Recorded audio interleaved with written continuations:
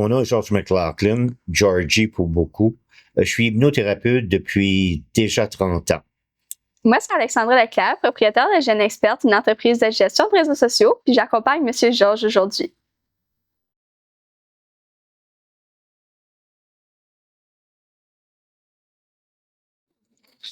Alright guys, bienvenue sur un nouvel épisode du podcast acadien. On a présentement avec moi, j'ai ici Monsieur Georges et Madame Alexandra. Alexandra est de Jeune Experte. Puis, comme vous l'avez pu voir au début de la vidéo, j'ai Monsieur Georges avec moi qui est un hypnothérapeute. Fait que pour embarquer directement sur le sujet, je vais céder la parole à Monsieur Georges. Puis j'aimerais savoir, Monsieur Georges, est-ce que c'est quoi pour les gens qui nous écoutent, qui ne connaissent pas le métier, c'est quoi un ou une hypnothérapeute? Un hypnothérapeute, je dis souvent, l'hypnothérapie par elle-même n'est pas une thérapie. Mais on se sert de l'hypnose pour faire de la thérapie. Il faudrait peut-être regarder aussi l'histoire de l'hypnose. Moi, je suis formé sous la méthode Milton Erickson. Alors, Milton Erickson, c'était né en 1902. À l'âge de 17 ans, il a eu la poliomyélite. Alors, imaginons, dans ces années-là, la médecine n'était pas vraiment développée. Alors, on avait prévu, premièrement, qu'il ne vivrait pas, mais on disait aussi qu'il ne marcherait jamais. Finalement, il a fait une forme d'hypnose lui-même, d'auto-hypnose, et il a réussi, en visualisant, réussir à marcher à nouveau, ce qui a surpris le monde médical à l'époque. Il est devenu psychologue, il est devenu médecin et il est devenu psychiatre. Et c'est lui qui a vraiment mis au monde l'hypnothérapie en Amérique du Nord. Alors, j'ai suivi cette formation avec la Société d'hypnologie médicale et dentaire qui était au Québec, ce qui m'a permis d'avoir un diplôme en hypnothérapie, hypnologue clinicien et hypnoanesthésiste. Puis une certification dans ce genre, c'est à l'université, j'imagine que... Non, pas du tout. C'était une école privée, un ancien médecin qui avait aussi fait beaucoup d'hypnose. Malheureusement, il est décédé il y a déjà une quinzaine d'années. Puis on parle de combien d'années environ d'études pour... Ça a duré sur une période de 2 ans, mais de façon... il y avait beaucoup de travaux à faire, beaucoup de pratiques, beaucoup d'études. Mais je le faisais à temps partiel, si vous voulez. Alors, quelques jours semaine, avec des travaux et par la suite des pratiques, bien sûr. Mais environ sur une période de 2 ans, 2 ans et demi. Wow! Puis qu'est-ce qui vous a donné le goût de venir, de parler de ce métier, aider les gens, d'aller vraiment vers l'hypnose? Ah, c'est une longue histoire, surtout une vieille histoire. Okay. Quand j'avais 15 ans, ou à peu près, il y avait un cinéma à Tracadie qui s'appelait le cinéma Rex. Ouais. Okay? Alors, il y avait un hypnothérapeute qui était venu faire un spectacle. Je me souviens toujours de son nom, je m'en souviendrai toujours, il s'appelait le Grand Albert, alors qu'il était à peu près grand comme ça. Mais il a fait le spectacle, je l'ai regardé faire. Je suis retourné chez moi. Je me suis dit, je suis capable de faire ça. Alors, j'ai regardé ses techniques et je me suis amusé avec mes voisins, des amis d'école. Un peu plus tard, vers 19 ans à peu près, je me suis amusé à faire des spectacles. Alors, dans la région, là, en Acadie, je faisais des spectacles. J'ai fait ça pendant quelques années. Par la suite, j'ai cessé tout ça et je suis allé en communication, radio, télévision. Changement complet, là. Un changement complet. De toute façon, l'hypnose, à l'époque, ça faisait peur. Il y a des gens qui disaient, hey, ce jeune homme-là, il va être dangereux. Il va être dangereux parce qu'ils avaient une peur de l'hypnose. Oui, exactement, parce que la science aussi était pas très développée, puis les connaissances étaient très peu aussi comme que ce l'est aujourd'hui. Exactement. On ne connaissait l'hypnose que par le spectacle. Je ne me souviens pas, à l'époque, d'avoir entendu parler de quelqu'un qui faisait de l'hypnothérapie. Non, moi non Au moins pas dans notre région. Au Québec, il y en avait quelques-uns, mais c'était beaucoup, puisque Milton Erickson était américain. Alors, c'est surtout aux États-Unis que ça s'est développé. Puis quand on parle dans la région de Québec, Montréal, est-ce que c'est quelque chose qui est à ce jour quand même assez populaire? Est-ce qu'il y en a plusieurs? Oui, de plus en plus. J'ai eu la chance aussi d'avoir une école de formation au Québec où j'ai formé peut-être 15, 20 hypnothérapeutes. Certains travaillent encore de façon régulière. Fait que là, au niveau de l'hypnothérapie, on aide des gens au niveau de l'anxiété et du stress. Oui, il y a beaucoup de situations où on peut utiliser l'hypnose. On parle de phobie, on parle d'anxiété, on parle de crise de panique, on parle d'une hérésie qui est le pipi au lit chez l'enfant, spécialement chez les garçons. C'est vraiment un problème de garçons, du moins selon la pratique que j'ai eue. Alors, il y a tellement d'applications pour... mais en général, on parle d'anxiété et on parle de crise de panique. Et cela surtout depuis la pandémie. Vous savez, la clientèle a changé dans les 6-7 dernières années. Oui, exactement. Puis en parlant de pandémie, avec vos années d'expérience, j'imagine que vous avez passé à travers la pandémie. Est-ce que vos services étaient encore disponibles dans ces temps-là ou comment est-ce que ça? Oui, vous avez été quand même limité. J'ai mentionné, mais au moment de la pandémie, j'étais dans la péninsule acadienne.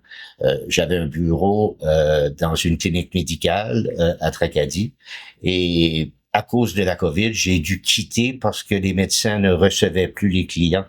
Alors, à ce moment-là, j'ai ouvert mon propre bureau. J'ai travaillé dans la région de Bathurst aussi. Et là, ça fait quelques années que je suis installé à Tracadie de façon permanente. Wow. Puis, est-ce que vous allez continuer dans le métier quand même avec votre poste? Puis je vais essayer de plus en plus. Actuellement, j'ai ouvert... au 39-80. Vous savez où est l'édifice du Gymnasia à Tracadie? Oui. En fait, entre deux cliniques médicales, j'ai ouvert un bureau et j'ai 4 locaux. 3.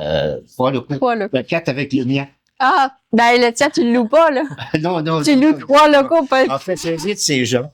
J'invite des thérapeutes à venir travailler dans mes bureaux. J'aimerais ça de monter une équipe, même peut-être un autre ou une autre hypnothérapeute pour la continuité. Ben oui, exactement. Surtout le petit endroit, l'Acadie, c'est quand même assez petit, fait que ça prend de la relève aussi éventuellement. Oui, mais même dans la région actuellement, il y a des personnes qui ont pris des cours en hypnothérapie puis ont déjà une clientèle. Donc, il y a de l'avenir avec l'hypnothérapie. Oui, j'imagine. J'aimerais qu'on y va un peu plus en détail au niveau avec la COVID, de avant et après, comment est-ce que ça a changé les gens, comment est-ce que ça a aidé les gens, surtout peut-être parce que on était surtout dans des moments quand on ne pouvait pas sortir de la maison après des telles heures, il fallait respecter. Je dirais que les gens qui ont été le plus affectés par la pandémie, par le COVID, ce sont les jeunes et les personnes âgées. Bien sûr, des personnes âgées, j'ai moins de clientèle dans ce groupe d'âge. Par ailleurs, je vous dirais que 30% de ma clientèle depuis quelques années, ce sont les jeunes, les préadolescents, même les enfants, mais je ne les prends jamais avant l'âge de 6-7 ans. Ça serait le fun que tu nous parles de quelles raisons, pourquoi ça a affecté ces 2 groupes de personnes-là. Ah, c'est très simple. Si on va avec les personnes âgées, ça a changé complètement leur vie. Hein. On connaît tous des personnes qui n'ont plus été en mesure de sortir, des gens âgés qui sont décédés, bien sûr, et ça a aussi affecté la jeunesse. Comment souvent j'ai vu des jeunes, des adolescents, peut-être plus des pré-adolescents, venir à mon bureau, puis ils avaient peur. Et je leur demandais pourquoi ils avaient peur. Alors, souvent, ils avaient peur que leurs parents meurent. Ils avaient entendu parler que le grand-papa, la grand-maman d'un ami était décédé. Alors, sans être complotiste, aucunement, j'ai pris tous mes vaccins. Ça a vraiment affecté les jeunes. Et en plus, hein, n'oublie pas, les jeunes ont cessé l'école. Oui. Ils ne pouvaient plus voir leurs amis. Souvent, donc, les parents à la maison et eux à la maison, parfois aussi dans des situations familiales difficiles. Alors, ça ne pouvait pas faire autrement, Comme affecter et causer des phobies. le social a vraiment arrêté, puis les adolescents, c'est vraiment une partie cruciale pour eux, là. C'est... Absolument. Vous savez, selon mon expérience, l'enfance est le moment le plus important. C'est là qu'on crée notre personnalité. Totalement. Et après ça, l'adolescent, ça se termine quand l'adolescente à 17 ans? Je À peu crois près, hein? que tu... 18. Ouais. Ça dépend. Vous Ça Vous avez dépend. le droit de voter à partir de 10. Vous avez le droit de voter Exactement. à partir de 18 ans. Mais non, les adolescents et adolescentes ont été énormément affectés et des phobies, des peurs, de l'anxiété, du stress, on en reparlera. Comment est-ce que vous, avec les gens qui allaient vous voir dans les bureaux pour le stress, l'anxiété, comment est-ce que vous avez eu une communication, comment est-ce que ça a développé pour passer par-dessus cette Ta question est très intéressante quand tu utilises le mot communication. En fait, j'expliquais tout dernièrement à des gens qui me posaient la question, c'est quoi l'hypnose? L'hypnose, avant toute chose, c'est de la communication. Donc, si on communique bien avec la personne qui vient nous voir, ça, ce qui veut dire l'écouter, regarder ses réactions, la comprendre, voir quelles sont les raisons de ses peurs. Et je dois ajouter, parce que j'en parlais tout à l'heure chez les enfants, vous savez qu'il est prouvé que les enfants entre 7, 6 ans et 12 ans, c'est là que se développent leurs phobies. Après cet âge, rare que les phobies apparaissent. Alors c'est pourquoi que c'est très important de s'assurer que les enfants qui ont des phobies, de s'en débarrasser en jeune âge. Sinon, c'est souvent... Ça continue pour l'âge adulte. C'est souvent pour la vie.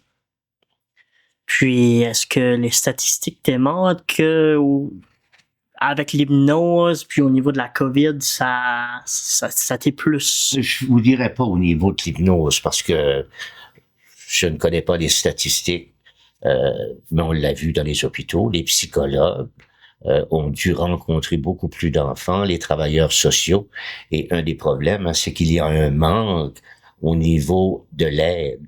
Parfois, tu as des jeunes qui doivent attendre des mois pour pouvoir voir un psychologue, une psychologue ou un psychiatre ou quelqu'un pour la santé mentale. Ouais, exactement. Je suis totalement d'accord avec ça.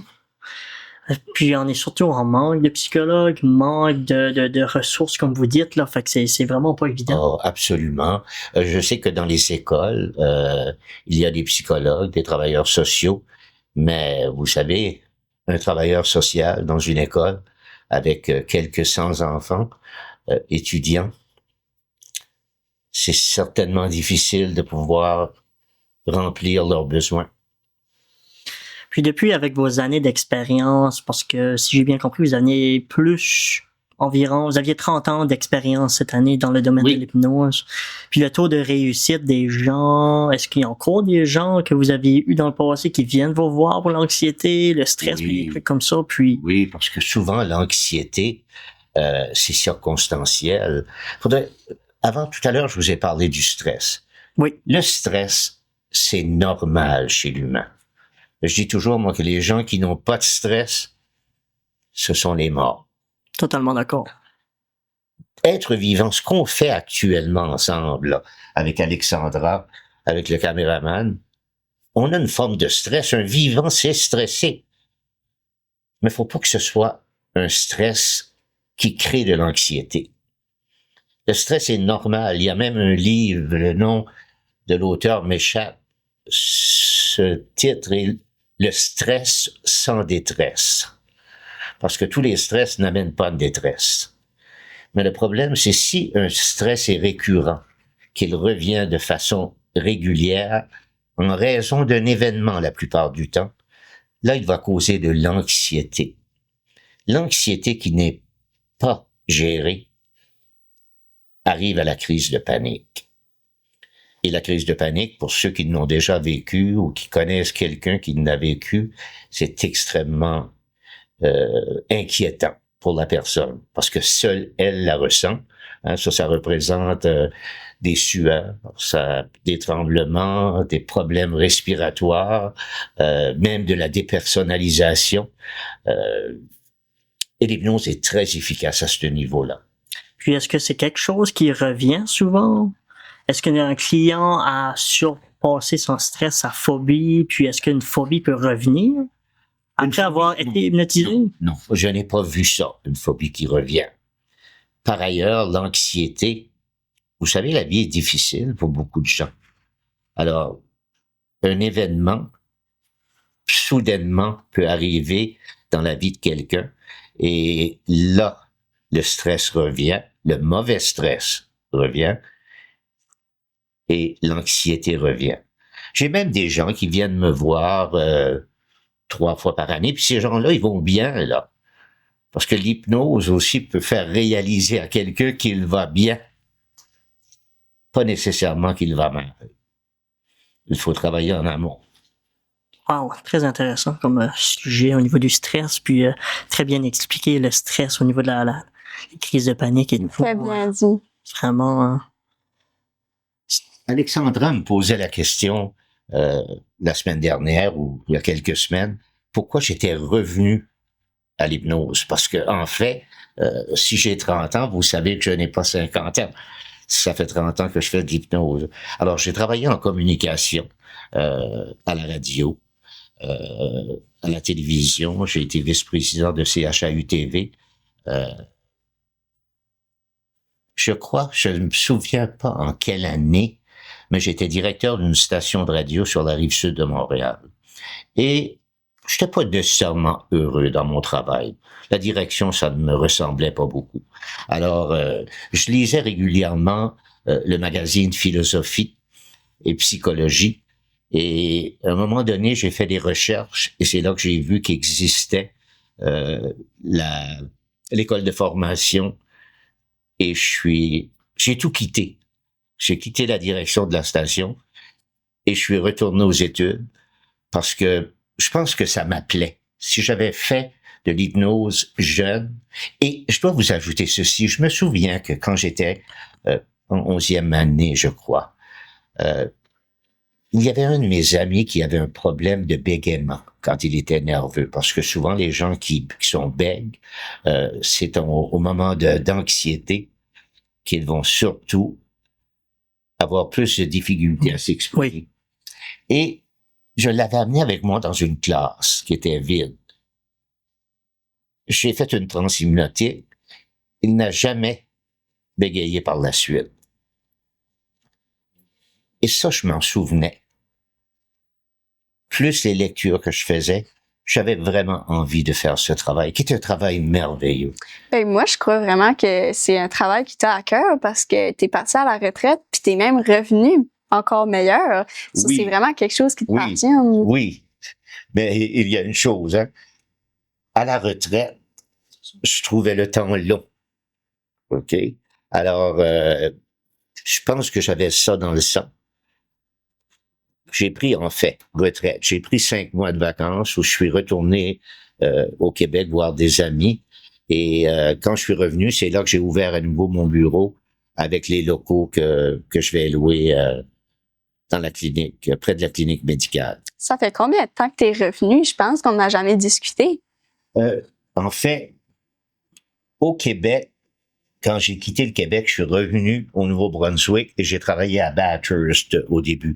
Ça, je crois, si ma mémoire est bonne, c'est en 2016 à peu près. Oui, 2015-2016. Alors, j'ai travaillé quelques années à Bathurst et j'ai quitté à nouveau pour une année. Je suis retourné au Québec parce que j'étais un peu connu là-bas. Alors, je suis revenu dans la même région. Et, vous savez, on peut sortir quelqu'un de l'Acadie, mais jamais l'Acadie dans le cœur de quelqu'un. Exactement. Je l'ai entendu plusieurs fois cette phrase, puis c'est une vérité. c'est vrai, C'est exactement. une vérité pour des gens qui sont nés que ce soit en Gaspésie, que ce soit à Montréal, que ce soit en France, que ce soit dans un autre pays, leur pays reste toujours à l'intérieur d'eux. Totalement d'accord. Aviez-vous une histoire qui a touché une personne que vous aviez eue peut-être dans le passé ou récemment? Une histoire qui a aidé la personne au niveau... Moi, je crois que cette histoire-là, Je pense ça que pourrait du être bégaiement était très... les sacs, le gars avec les sacs. Si c'est quelque chose que tu voudrais parler d'eux, moi, je l'ai trouvé vraiment intéressant. Hein. Parce que là, vous nous avez conté vite fait l'histoire de la personne qui bégayait, puis je trouve que c'est quand même assez spécial. Mais vous savez, dans 30 ans, dans 30 ans, j'ai eu tellement de rencontres et c'est drôle, hein, mais je me souviens de la plupart de mes clients et de mes clientes. Et je vous disais que ça avait changé. Ça, c'est encore un détail important. À l'époque où j'ai commencé à travailler, 90% des clientes, je dis bien des clientes, parce que c'était toujours des femmes. 10% étaient des hommes. Aujourd'hui, je dirais que 30% de ma clientèle sont des hommes. Parce que dans le passé aussi, l'homme était plus au niveau de parler avec le stress, puis tout au niveau de la... difficile. L'homme était plus caché. Plus réservé.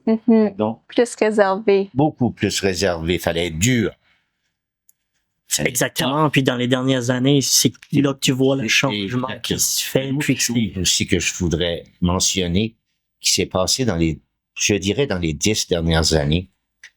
Quand je recevais un jeune ou un adolescent, une adolescente, il était toujours accompagné de sa mère. Aujourd'hui, je trouve ça merveilleux.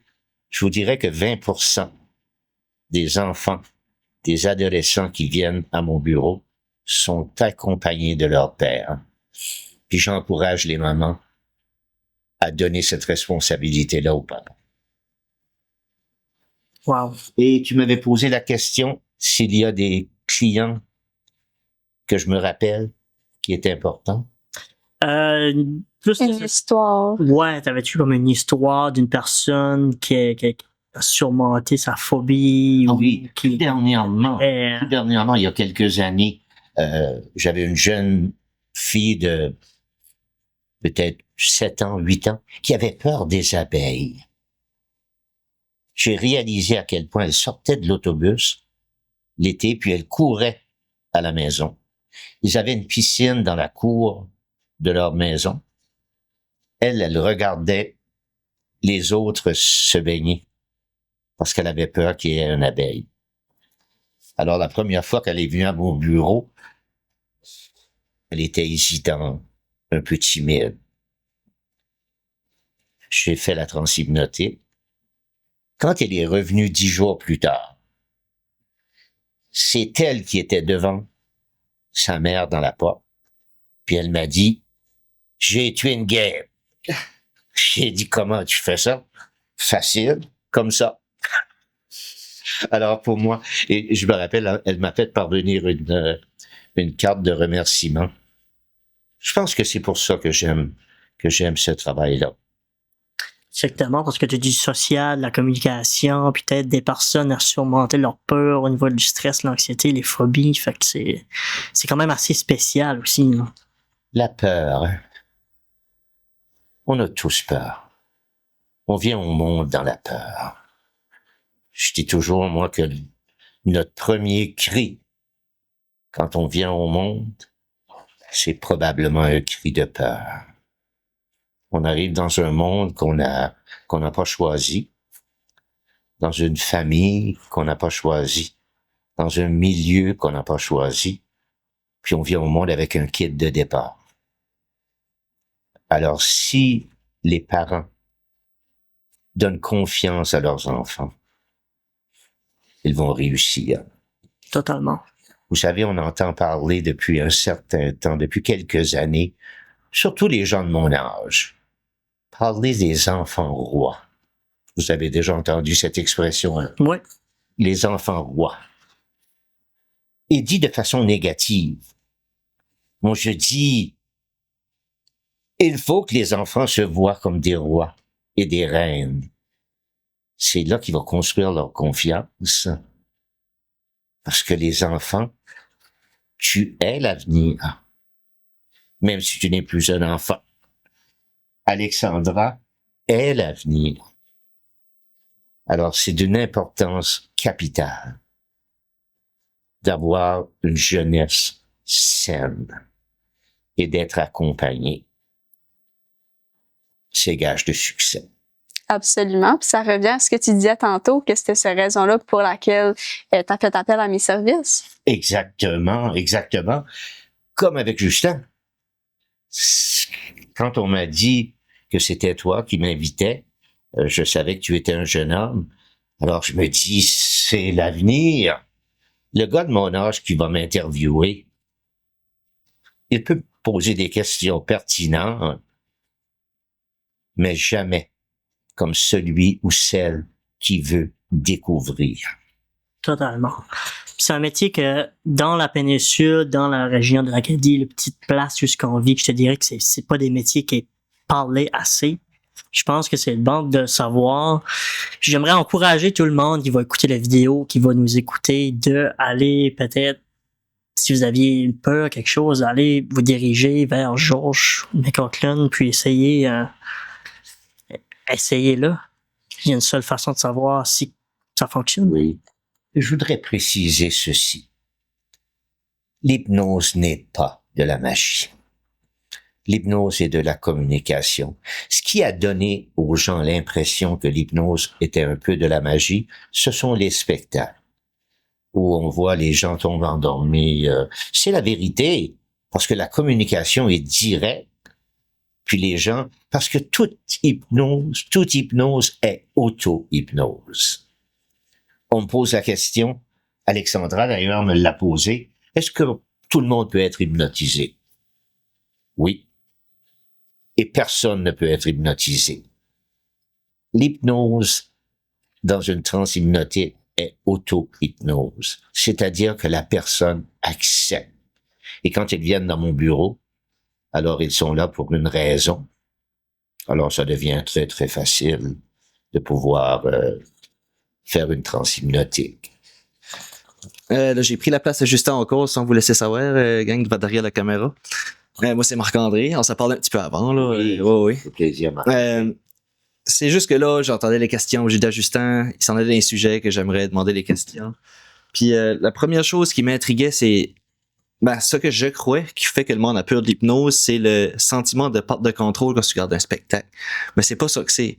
C'est pas on claque des doigts puis on a plus le contrôle sur notre corps puis on vient mou puis C'est tout à fait le contraire. c'est ça. C'est le contrôle sur soi-même en hypnose.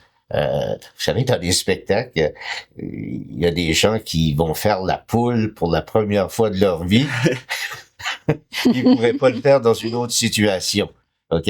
Mais non, on claque pas des doigts puis que les gens, bien sûr, je fais des tests, OK?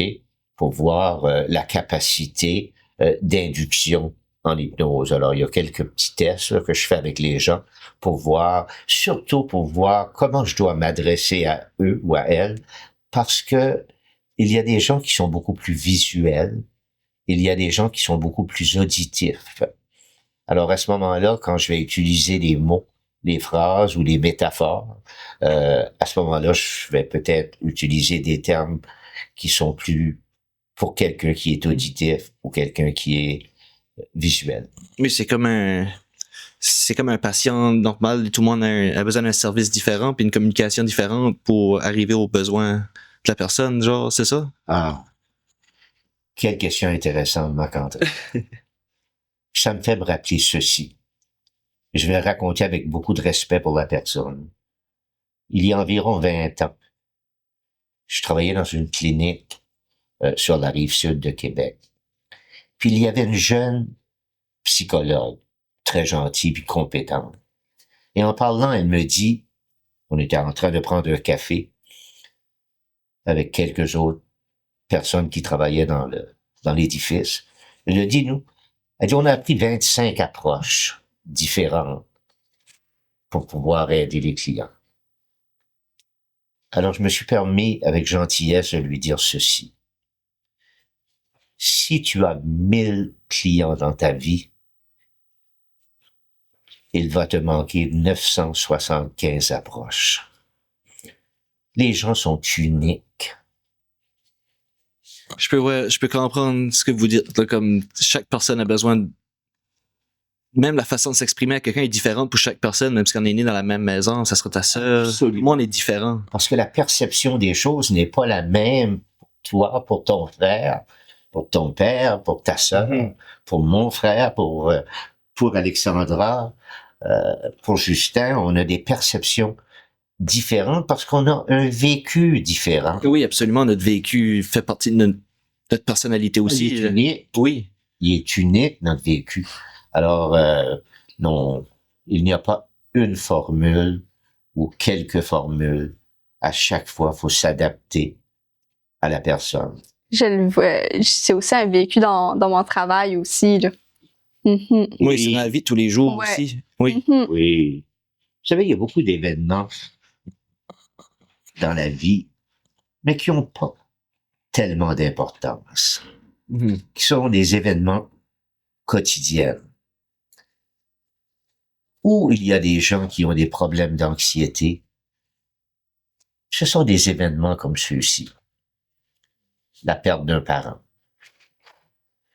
Dans le cas de ma mère, la perte d'un enfant alors qu'elle avait 6 ans. Oui, parce que c'est un changement aussi qui est permanent dans la vie de tous les jours aussi. C'est une grosse partie de soi, pareil, la perte de famille, ouais. Quelqu'un qui perd son travail, un divorce, une séparation. Ce sont toujours des choses circonstancielles qui peuvent amener à la dépression. Mais c'est pas des dépressions comme, vous savez, il y a l'anxiété généralisée. Mais quand il y a une circonstance qui a créé l'anxiété, il faut la comprendre et essayer de l'effacer. Oui, parce que c'est la source du problème. C'est pas les symptômes du problème qu'il faut résoudre, c'est le problème qui est créé. Je sais pas comment dire ça d'une autre façon, mais tu sais, faut trouver le bobo.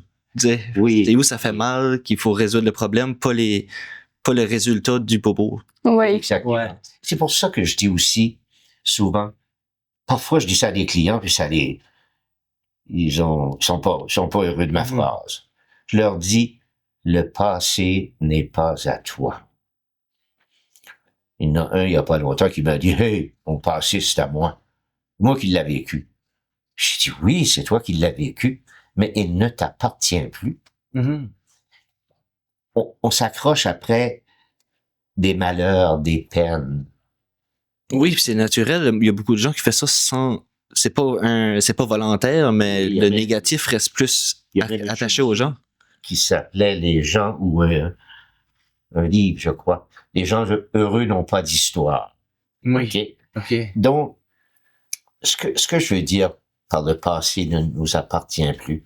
Même les plus beaux moments de notre vie ne sont plus à nous. Ils ne sont que souvenirs.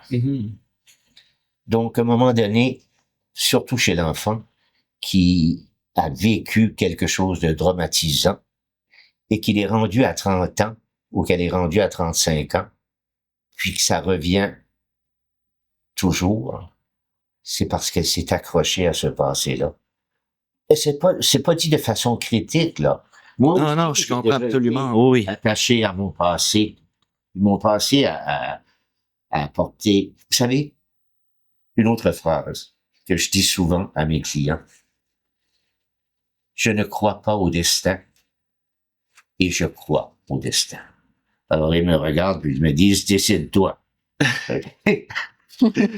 C'est que je ne crois pas au destin que ma mère, par exemple, croyait. Que moi, c'est ça qui devait être ma vie. Pas comme le destin préécrit, genre. Oui. Il y a beaucoup de gens qui croient. Puis je respecte ça. OK? Que tout est écrit. Il y a un Américain du nom de Hugh Mandino qui a écrit quelques livres et des bons penseurs américains, il y en a pas eu beaucoup. Non, non, c'est vrai. Les philosophes, les Oui, penseurs, c'est beaucoup plus européen. OK? Mais il a écrit la phrase suivante, qui pour moi vaut la peine d'avoir écrit. Écoute bien. Il a dit, semez une idée et vous récolterez un acte. Semez un acte et vous en récolterez une habitude. Semez des habitudes et vous récolterez un caractère. Semez un caractère et vous récolterez un destin. C'est très bien dit. Ouais. Je remercie Orlandino d'avoir écrit des choses, une aussi belle chose. Ça me fait pas. Si tu as un ami, un frère, une connaissance, dans telle et telle situation, tu dis, je sais comment il va réagir. Oui. Oui, En fait, absolument. tu dis, je connais son caractère. Ouais. Puis une partie de notre caractère va faire notre destin. Absolument.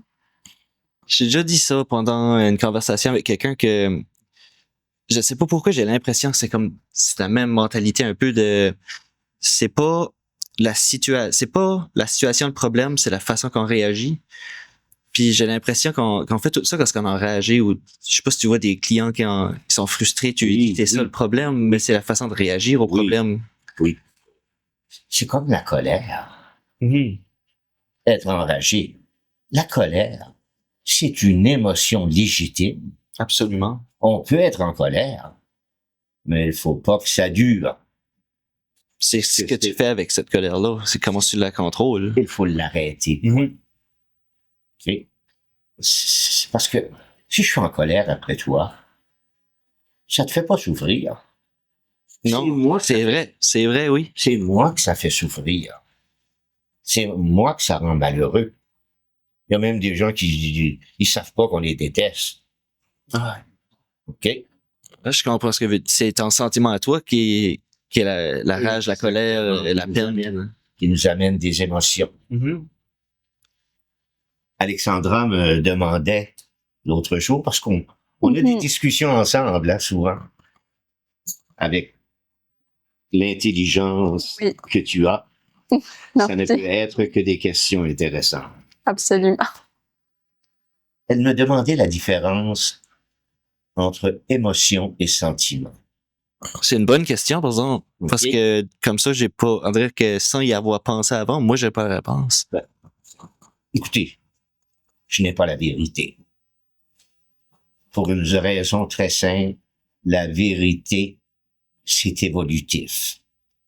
Ce qui est vrai aujourd'hui ne sera pas Oui, demain. c'est vrai. C'est C'est vrai. l'avantage de la science. Hein? La science se met toujours en doute.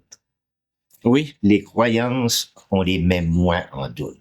Mais revenons à ta question. J'ai été un peu plus loin. Non, ben là, j'avais envie de savoir les sentiments puis Oui, parce que c'est comme, c'est pas relié ensemble, mais ça vit ensemble quand même. ça se relie. Ouais.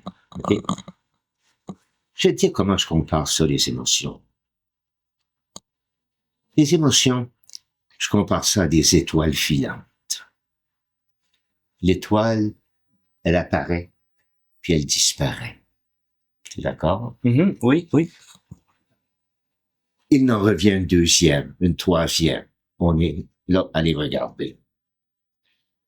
L'émotion devrait être comme une étoile filante. Dans la même journée, on peut avoir deux, trois Oui, émotions différentes. Oui. Quelqu'un peut te dire que t'es un trou de cul, Oui. OK? Puis ça te blesse. C'est l'étoile filante qui vient de passer. Faut qu'elle passe. Ouais. OK? T'as manqué ton coup. Faut qu'elle passe. Parce que, un peu plus tard, quelqu'un peut te dire, tu es merveilleux. Oui. Je suis heureux d'être avec toi. Mais le problème, c'est qu'on prend une émotion et on en fait un sentiment. On en fait un état d'être.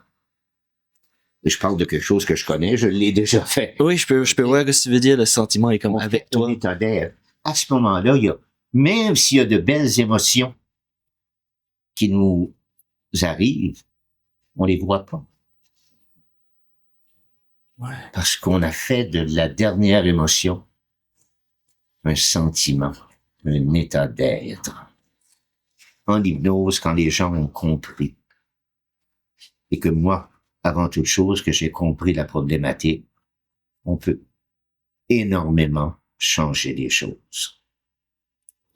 C'est beau, par exemple, à penser comme ça à l'étoile filante, que ça part, puis le sentiment de garder ça à l'intérieur, c'est pas ton choix, mais ton sentiment que tu décides de garder avec toi. Absolument, ça devient un état d'être. Oui. Ouais. Et à ce moment-là, c'est très difficile d'être heureux. Oui. À moins qu'on ait eu une émotion Qui c'est bonne, qui était tellement bonne oui. qu'on l'a gardée comme un état d'être. Mais malheureusement, on est beaucoup plus touché Par le négatif. par le négatif. Absolument. J'ai déjà entendu des gens dire ça souvent, que tu peux avoir une belle journée, mais il y a une chose dans ta journée qui va être négative, ça peut être la chose qui va te tiendre réveillé le soir parce que ça a venu te toucher pour de vrai. C'est ça. Ouais. Puis une des grandes causes de l'anxiété, pour l'avoir connue, et parfois encore le connaître, Oui. C'est quelque chose qui peut revenir à n'importe qui en tout temps. c'est l'inquiétude. On s'inquiète. Oui. Pourtant, il y a des belles phrases qui ont été dites. Je suis aucunement religieux, mais il y a des gens qui sont passés sur la terre qui ont dit des choses merveilleuses. Bouddha a dit, soyez votre propre flambeau. Jésus a dit ceci. Qui de vous, par vos inquiétudes, peut changer une coudée à la durée de sa vie? Parce qu'à l'époque, on mesurait avec des coudes, Ouais. coudées, 2 coudées. Et c'est vrai. Les inquiétudes nous amènent à nulle part, ça nous arrête d'avancer, ça nous arrête de se développer comme ça. Paralyse. Oui, c'est exactement. L'inquiétude nous paralyse. Et je demandais à quelqu'un dans mon bureau dernièrement qui me parlait de ses inquiétudes. En fait, je comprenais qu'elle pouvait être inquiète. Et je lui ai posé la question suivante. J'ai dit, connais-tu quelqu'un parmi tes amis, ta famille, des amis avec qui tu travailles, qui ont changé quelque chose par l'inquiétude? Ça n'existe pas. C'est Absolument. ça. La prudence. Ah oui. Être prudent. Et je crois que si on est prudent, on abolit l'inquiétude. J'ai l'impression que l'anxiété, pour moi, personnellement, c'était la peur d'un peut-être une mauvaise situation. C'était pas un vrai problème, c'était le potentiel que quelque chose y a de mal. Oui, Oui. oui. Pour moi, personnellement, c'était ça que ça... Pour moi aussi. Oui. Mhm. C'est de même que je vois ça.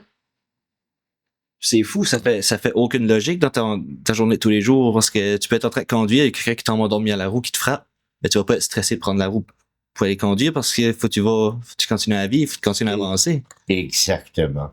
Mais il est normal, je crois que c'est dans la nature humaine de s'inquiéter, Oui. mais pour une raison aussi. La vie est difficile pour beaucoup.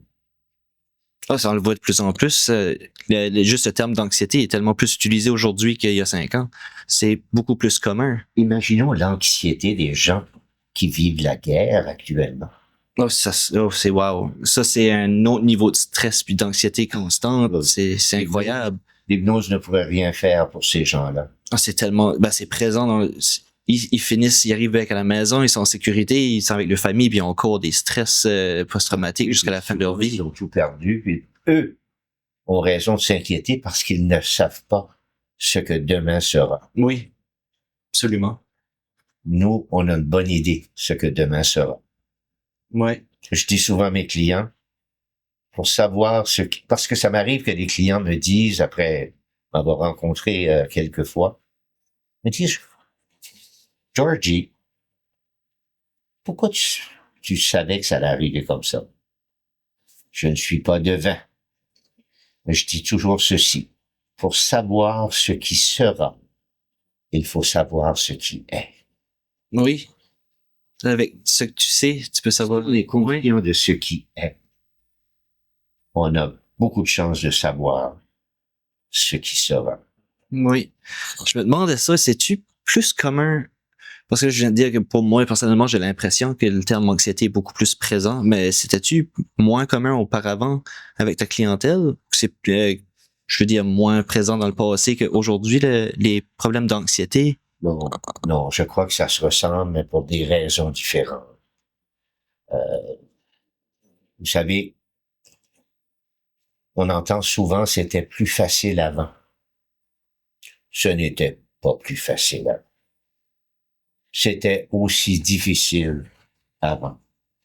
Il y a 75 ans, il y a 100 ans. L'anxiété est simplement maintenant pour des raisons différentes. Parce que la vie est différente, beaucoup plus rapide. Surtout depuis la COVID, n'est-ce pas? Depuis la COVID, et en plus de ça, regardons l'itinérance actuellement. Oui. Ça a augmenté. Qui a augmenté. La nourriture pour les itinérants, il y a pas assez de nourriture pour tout le monde, il y a pas de logement pour tous les gens sur le bord de la route. C'est incroyable. Absolument. Même les familles, pour s'assurer de l'alimentation, vous avez vu tout dernièrement, là, au niveau de l'électricité, il y a des gens qui ont signé une pétition ou qui ont sorti dans la rue, avec raison. Alors, aujourd'hui, ce sont différents problèmes d'insécurité. Oui, c'est juste l'environnement qui change, le monde avance, puis les problèmes sont différents. L'humain est le même, Mm-hmm. mais les situations sont différentes. Puis c'est une source de stress aussi, parce que moi, je fais un estimé juste parce que pour parler des affaires privées, mais ça a monté beaucoup. Mais le monde, oui. Ce n'est pas nécessairement une affaire de stress. Non, c'est sûr. C'est une affaire d'anxiété. Oui. Un stress qui revient et qui finit par faire. Oui, quand c'est constant, ils disent ça en anglais crippling anxiety, quand ça veut dire que tu peux plus fonctionner. Tu ne peux plus fonctionner. Mais quelqu'un que leur montant d'électricité, ça peut être l'internet, un bill de téléphone qui monte, c'est ton confort, ton budget, et puis t'as plus de confort. Tu sais pas si le mois prochain tu vas payer un 100$ de plus. Exactement. Si c'est ça que tu as besoin pour juste acheter des collations de bonus à tes enfants parce qu'ils fassent du sport, ils ont plus faim, ou les faire une activité en fin de semaine, c'est une pression plus pour le parent ou. Absolument. Oui. Je voudrais aussi terminer en parlant de. J'ai eu un jeune garçon, parce qu'il y a aussi des événements qui arrivent qui traumatisent les gens, spécialement chez les jeunes. Ce jeune garçon est venu avec ses parents à mon bureau. À chaque fois qu'il voulait sortir de la maison, aller chez des amis, à l'épicerie, il amenait toujours avec lui un sac de plastique. OK. Au cas où il allait vomir. Ah, il y avait horreur de vomir. Pour l'erreur de vomir, il y avait eu un événement où il avait vomi, puis il y avait des gens là. Ça l'avait marqué. Alors, pour lui, c'était enregistré.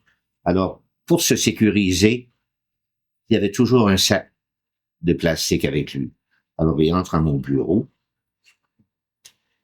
Je lui dis, t'as pas de sac de plastique? Parce que sa mère m'avait raconté. Alors, il met sa main dans sa poche, sort un sac de plastique. La main de l'autre poche sort un autre sac de plastique. Finalement, je pense qu'il y en avait 3 dans ses poches. Alors, en transe hypnotique, je l'ai fait déchirer ses sacs. Il prenait les sacs, là, il les déchirait, il les jetait à terre, il marchait dessus, et je l'encourageais à faire. 10 jours plus tard, il est revenu à mon bureau. Je le vois encore assis dans la chaise, dans la salle d'attente. J'ai dit, où sont tes sacs? J'ai plus besoin de ça. L'enfant, c'est facile de se débarrasser d'une peur, d'une phobie. N'attendons pas. C'est probablement mieux de le prendre plus tôt aussi pour pas laisser le mal continuer aussi. Exactement. La vie, c'est un ensemble d'habitudes. Oui, puis ça prend, je crois, si je me trompe pas, ça prend juste 21 jours pour qu'une habitude devienne permanente, que ça continue. Exactement. Ouais. Exactement, on dit ça, oui. Je me demande ça. moi, j'ai des amis du monde que j'ai travaillé avec qui avaient des peurs du sang. Ils avaient eu un accident grave. Ils ont presque perdu... je vais pas donner trop de détails, juste pour les garder privés, mais il y avait une très grande peur du sang que, en faisant la vaisselle, j'ai lavé quelque chose qui avait du rouge, puis juste ça, c'était assez pour lui donner l'impression que je m'avais coupé. Oui. Puis qu'il est tombé dans les pommes. C'est-tu quelque chose que tu crois que l'hypnose pourrait l'aider à... Oui, ça m'arrive. Oui, ça m'arrive souvent. Comme que j'ai encore vu quelqu'un tout dernièrement qui avait peur des injections, Ok, qui oui. avait peur de prise de sang. Il y a des gens, dès qu'ils entendent le mot sang, pour quelle raison?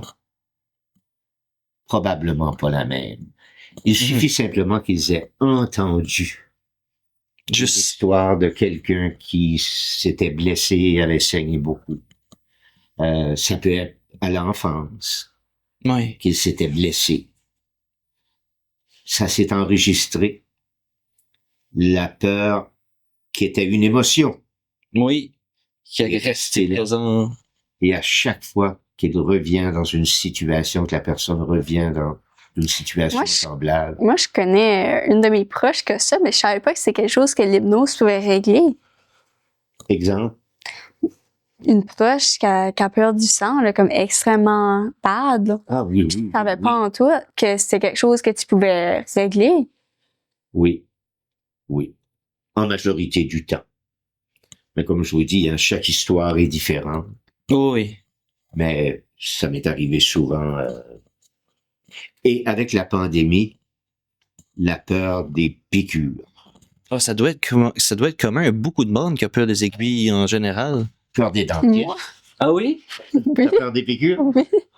Je peux vous avouer que quand j'étais jeune, j'avais peur des piqûres. Si je m'en suis débarrassé. Mais avec la pandémie, tous les jeunes, puis en plus de ça, ils allaient se faire piquer Multiples reprises aussi. à multiples reprises. Ouais. Alors, non, c'est fréquent. Et comme j'ai aussi une formation en hypnoanesthésie, quand j'étais à Québec, j'allais de façon régulière. J'avais 3 ou 4 cliniques dentaires où j'allais travailler pour des gens qui avaient peur de l'aiguille. Il y a aussi des gens, si je me souviens bien, que l'anesthésie ne fonctionnait pas, ou très peu. Alors, j'allais régulièrement. Le dentiste regroupait un nombre de personnes dans la même journée. Et j'ai donné des formations aussi Sur place. à des dentistes. Ouais. Oui. On a même fait, je me rappelle, chez Dr Baudouin, à Sainte-Foy, une extraction dentaire sous hypnose, sans anesthésie. Oh wow. Je peux juste imaginer, j'ai tout le temps été endigelé, genre, mais juste entendre la dent sortir, t'as l'impression que ça doit faire terriblement mal. Elle ne l'a pas ressenti. Wow. Aucunement. La seule peur que j'ai eue, c'est que le dentiste n'avait jamais fait cela. En Alors, moi, acadien, on dit j'avais donné des instructions à la patiente que quand docteur Baudouin ferait telle chose et tout ça. Alors, elle avait sa bouche ouverte et tout ça. Je disais, procédez, docteur. Là, il avait sa pince, puis il me regardait. J'étais sûr. Il hésitait. Procédez, docteur. OK. J'ai eu envie de dire, à un moment donné, arrache, tabarnak. Ah ouais. Elle attend, Arrache, elle attend, parce que j'avais peur qu'il lui transmet son stress. son stress, exactement, son inquiétude. Alors, j'ai pas eu besoin de dire arrache. Ça, je me demande ça. Tu sais, comme l'environnement, comme tout de suite on rit, hein, tout le monde, tu sais, tout le monde est heureux so much. Mais quand il y a quelqu'un qui est toxique dans une pièce qui est mal en point ou tout le monde le ressent. Il y a toujours quelque chose ça se ressent. Oui, Ça affecte-tu l'hypnose quand ce que... ça affecte l'hypnose. Parce que là, tu parlais que tu avais peur que le docteur ressentait son stress. Oui, je me demandais, ça fait-tu faire une grosse différence? De bureau avec moi-même, chez les adolescents, je les rencontre avec le parent. Et par la suite, la confiance s'installe. Oui. Et je travaille seul. Donc, il y a juste l'énergie. Tu sais, Il y a une distance physique entre toi et moi, mais pas dans le fluide énergétique. Non, c'est ça, la confiance est... Oui. Exactement. Puis la confiance, ça se fait par la confiance. Oui, Tout ça se se- développe par soi-même. Tout se multiplie. Oui. La peur se multiplie. Ça devrait être quelque chose qui est important aussi avec ta clientèle, de mettre un lien de confiance qui est fort pour qu'ils Ah oui. peuvent se laisser aller, Oui, continuer à revenir. absolument, absolument. Il faut créer. Vous savez, l'hypnose, c'est une thérapie qui est brève. Moi, la moyenne de mes clientes, parce que c'est pas évident de pleurer devant les gens. Non. OK? Alors, elle m'a demandé si je pouvais la prendre comme cliente. J'ai dit oui, conditionnellement à ce que tu sois présent, et c'est toi qui la questionne. Moi, je vais être technicien, je vais l'amener en induction, je vais créer la transhypnotique. Je sais pas, mais elle a pleuré. Elle a pleuré au point que la psychologue est sortie du bureau. Parce qu'elle aussi, elle avait les émotions. Oui, parce que ce qui arrive, c'est que l'hypnose, c'est une forme de lâcher prise. La personne, c'est une modification de la conscience qui fait que le fait de se détendre, apporter un questionnement, les émotions y sortent. Oui, c'est comme aller chercher en dedans de soi. C'est vraiment... Et tout à l'heure, tu as dit quelque chose d'important quand tu as parlé qu'on est ici, on rit et tout ça. Mhm. Dans mon bureau, il arrive souvent que des gens pleurent. 3 sur 10. Oui, ils viennent pour un problème aussi, c'est Ok. normal. Mais jamais personne quitte mon bureau sans avoir ri. Ouais, c'est une bonne chose, ça. Parce que l'humour, ça désamorce. Ouais. Puis souvent, rire de eux-mêmes. Ah oui, oui. Oui, de dire, c'est vrai que c'est pas si sérieux que ça. Ok? Ah oui. Non, l'humour, ça peut désamorcer une bombe. Ah oui, c'est fou. Puis il y a des bombes humaines. Ah oui, du monde qui est prêt à exploser. Puis quand ça éclate, ça fait souvent du mal autour de soi. Oui, puis on le fait tout un peu, c'est sûr. On se renferme tout sur soi-même. Souvent, on a un problème. À la place d'en parler, je dis, ah, c'est pas grand-chose, c'est pas grand-chose. Mais rendu à la fin de la journée, des fois, c'est... Puis on a peur de pas être compris. Hein. Oui, beaucoup, beaucoup. Il y a beaucoup c'est tout le monde le fait. Mm. On le sait tout qu'on le fait, mais tout le monde le fait quand même. C'est comment souvent que des gens se sont fait dire « Pourquoi t'es nerveux? T'as pas de raison. Oui, c'est ça. Oui, j'ai entendu ça souvent. Pas de raison d'être anxieux. La vie est belle. Oui, oui. Ah ouais, hein. C'est toi qui es anxieux. Tu te connais. Puis le jour que tu vas t'en débarrasser, c'est toi qui s'en est débarrassé. C'est pas l'autre. Absolument. Moi, j'ai vu des gens en dépression qui m'ont dit « J'aurais préféré avoir un cancer. » Oui, parce que c'est Un dur. cancer, les gens auraient dit « Pauvre lui. » Oui. La dépression, le burn-out, les gens ne le ressentent pas pour toi. Puis c'est dur, quelqu'un de démontrer ce qu'il ressent, parce qu'ils peuvent, Ben oui. ils peuvent être à terre. Puis une dépression, ça veut pas dire qu'à tous les jours, la personne n'a pas le sourire. Elle peut être en train de sourire une journée. Exactement. Puis le monde, ah ben, elle est correcte. Elle est bonne. Souvent, hein, quand tu me demandais comment le voir, il y a des gens qui ont le sourire, mais si tu regardes leur regard, le regard est vraiment ce que l'âme ou Peut le donner, cœur. oui. Sourire avec la bouche n'est pas sourire avec les yeux. Je peux comprendre exactement ce que vous voulez dire. Faut le voir. Ouais. Faut le constater. Ça doit être quelque chose que toi, tu vois plus. Moi, je pourrais le voir dans mes proches, dans mes amis, parce que je les connais. Mais je pourrais pas le voir sur quelqu'un dans la rue. Peut-être que toi, t'aurais Peut-être plus que je de le facilité. verrai pas dans la rue parce que je le regarde pas. Non, c'est sûr. Oui. Peut-être dans le bureau. Oui, mais dans Oui. mon bureau, en présence d'un client, savez, il suffit parfois d'une phrase, d'une question pour apporter la réaction. Oui, ok. Je peux comprendre. Je peux voir. Il y a aussi on voit souvent ces blagues-là, là, puis quelqu'un dit « Ah, comment ça va? » « Ah, c'est bon, puis ça se dit « Bye », mais dans l'autre peut être vraiment à la dernière. Il veut juste aller dormir parce qu'il est overwhelmed de sa journée complète, puis il est plus capable d'être présent pour d'avoir une interaction sociale. Ouais. Dans mon bureau, c'est différent. Je me souviens d'un client qui me racontait des choses. Il était venu parce que quelqu'un l'avait encouragé à venir. Alors, je lui posais des questions, puis il me répondait. Je l'ai regardé, puis j'ai dit, « Es-tu conscient que tu es en train de me payer pour me conter des mensonges? » Oui, je peux voir ce que ça veut dire. Il est peut-être juste là pour dire « Je suis ici parce que là... » Il se sentait pas capable de dire des choses. Puis quand je lui ai dit, « Réalises-tu que tu es en train de me payer Pour rien. pour rien? » Rien en tout. Il m'a dit la vérité. Ouais. Sa vérité, ce qu'il ressentait. Oui, c'est quelque chose que moi, tu viens de me faire voir ça dans ma tête. Là.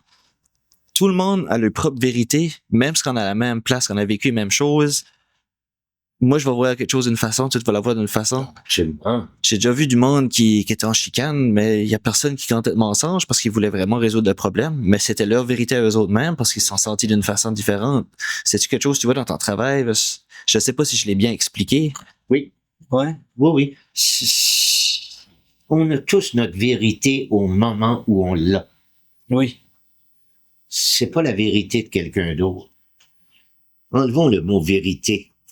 Appelons-les ressentis. Oui, tout le monde a un ressenti différent. Ressentis. Déjà là, ça passe mieux comme explication. Exactement. Fait que, comme Marc-André dit, j'aimerais remercier précisément Monsieur Georges McLaughlin, hypnothérapeute. On le mentionne à nouveau. Au local, c'est quoi le numéro du local? 3980, rue principale à Tracadie. La porte 3, si qu'on veut être plus spécifique. Vous allez voir, il y a une nouvelle enseigne qui a été mise dans la fenêtre. C'est marqué Centre de santé Georges McLaughlin. Parfait. Fait que si ça vous intéresse, les gens. Bien sûr, il faut prendre rendez-vous, soit par téléphone, que vous allez retrouver sur la page Facebook, ou encore m'envoyer un message. Parfait. Fait que si vous avez des connaissances, quelque chose qui aimerait avoir de l'aide, qui aimerait passer à travers de Georges, qui avait des questions, quelque chose, je vous invite à le contacter ou Alexandra. contacter Alexandra Leclerc sur ses réseaux sociaux aussi à elle. Elle s'occupe au niveau de secrétaire avec Georges, qu'on pourrait dire. Fait que là-dessus, je vous dis un gros merci à vous deux. Ça a été très intéressant, le sujet. Je pense que les gens vont adorer. Je pense qu'on a eu quand même un gros apprentissage de plus sur l'hypno. Puis, Moi, je tiens à remercier Justin et Marc-André, hein, c'est bien ça. Oui. De m'avoir reçu. Hein, ça a été vraiment un privilège. Et que j'aime la jeunesse quand je vois des gens comme vous. Et bien sûr, Alexandra. Merci. Ben, merci à vous deux, puis on se revoit, guys, sur le prochain épisode du podcast acadien. Je vous place dans la description les réseaux sociaux pour rejoindre Monsieur Georges McLaughlin. Fait que, Comme vous dites si bien, hi guys. ciao, au prochain épisode, bye. C'est bien ce que vous dites.